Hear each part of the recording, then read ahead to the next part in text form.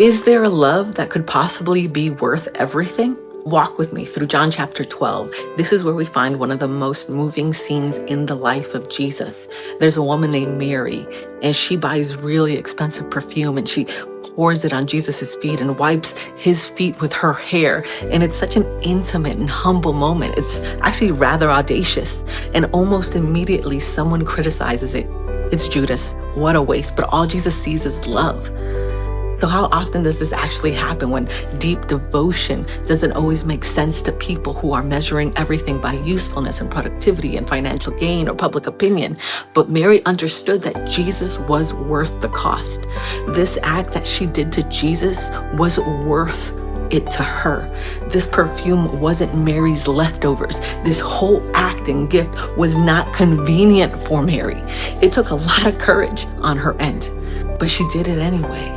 Mary's act was costly. That perfume was not cheap, a whole year's worth, and it represented her commitment, her self-sacrifice, her surrender. It represented a love that was not calculating what she could keep back, because she poured it all out because she believed that Jesus was worthy.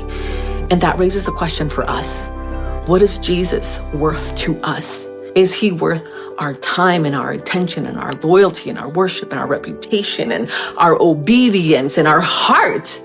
Because often we want to follow Jesus, but in ways that cost us very little. But love, real love, responds to Jesus with openness and surrender and the complete devotion. And Mary reminds us that worship is not always tidy or clean. Sometimes it looks messy and like tears pouring out and hair everywhere.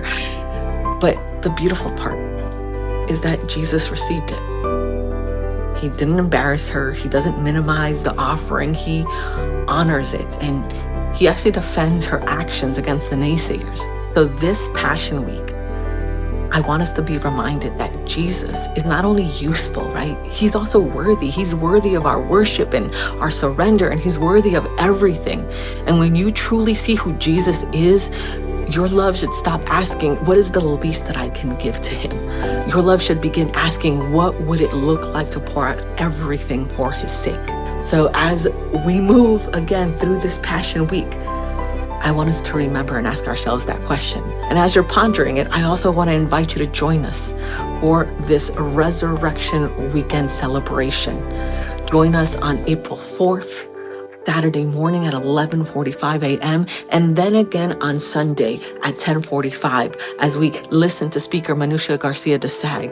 And after that celebration service, we invite you to stay for our Family Fun Day so that we can celebrate together, so that we can have joy and community together.